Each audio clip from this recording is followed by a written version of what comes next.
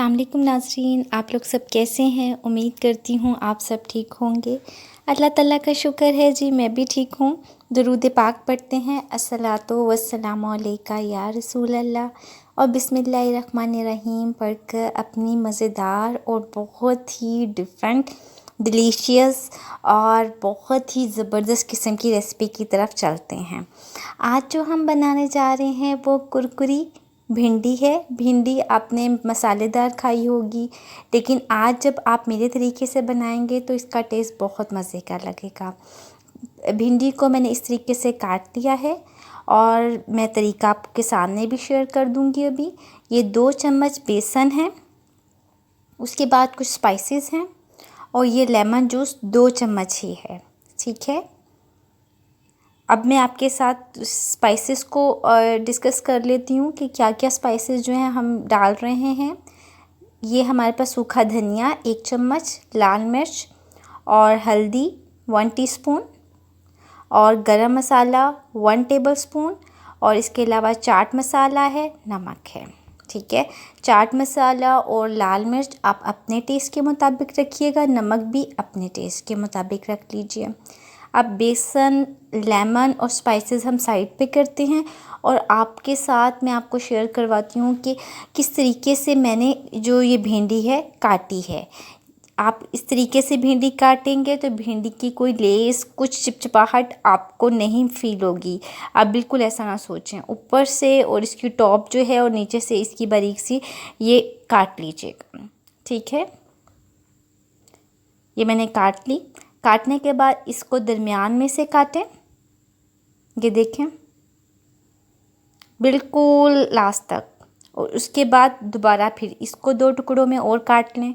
मतलब एक भिंडी में से आपने टोटल 4 हिस्से बनाने हैं।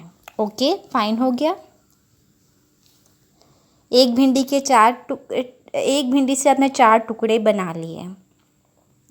अब इसी तरह से आप दूसरी भिंडी लें, उसकी टॉप से और नीचे से उसको काट लें और उसके बाद जो है भिंडी के 2 टुकड़े कीजिए पहले आसानी के साथ, और उसके बाद 2 और टुकड़े कर लें।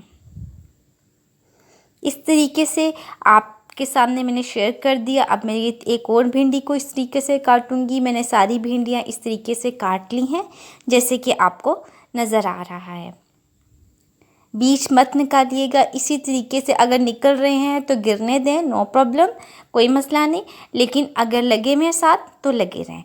इस तरीके से भिंडी काटने का एक ये भी फ़ायदा होगा कि सम टाइम कोई इंसेक्ट्स यानी सूंडी वगैरह जो है वो भिंडी के अंदर होती है, वो हमें नहीं पता चलती। जब आप इस तरीके से करेंगे तो कोई भी कीड़ा, कोई भी इंसेक्ट्स उसमें से निकल जाएगा, वो नहीं होगा। ठीक हो गया। और इसको काटने से पहले प्लीज़ भिंडियों को अच्छी तरह साफ़ कर लीजिएगा, पानी से धो लीजिएगा। अभी जो है वो मैंने लेमन जूस भिंडियों के ऊपर डाला है। खुले बर्तन में रख लीजिएगा, जैसा भी बर्तन आपको सूट करता है, और जो स्पाइसेस हैं वो इसके अंदर डाल दें सारी।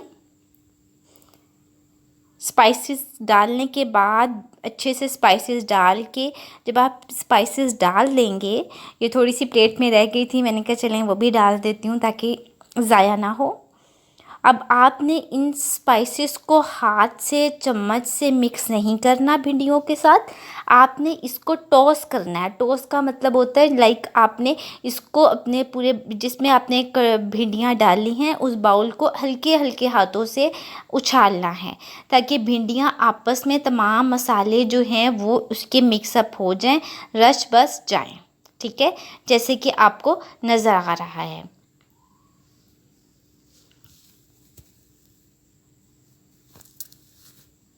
अब जो बेसन था 2 चम्मच, वो भी मैंने इसको अच्छे तरीके से इसमें डाला और इसको भी हल्के हाथों से आराम आराम से भिंडियों को उछालिएगा। और उछालने के बाद बीच में जो बेसन है वो टॉस होना शुरू हो जाएगा।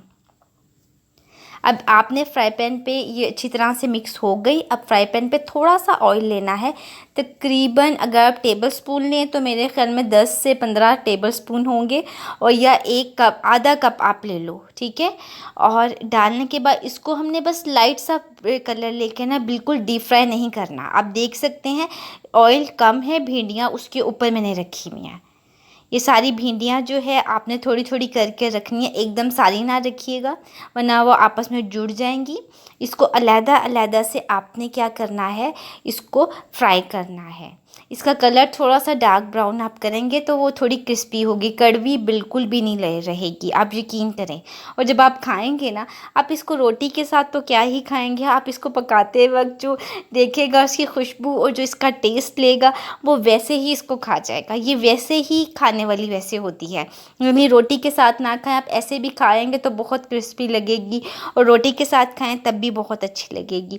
तड़के वाले राइस के साथ खाएंगे तब भी बहुत अच्छी लगेगी। अब इस तरीके से मैं जो है सारी की सारी भिंडियाँ जो हैं वो फ्राई करूँगी। लाइट सा, बहुत ज़्यादा चम्मच नहीं हिलाना, बस हल्के से हिला देना है। और उसके बाद जो है फिर इसको आपने इसकी साइड चेंज करनी है। कलर देखें थोड़ा सा चेंज होना शुरू हो गया है, इसका कलर ग्रीनिश नहीं होगा, थोड़ा सा ब्राउन में होगा। ठीक है, आप ये देख सकते हैं। इसको मैं थोड़ा सा और फ्राई करूँगी। फ्राई करने के बाद सारी भिंडियाँ मैं आहिस्ता आहिस्ता से फ्राई करना शुरू कर दूँगी।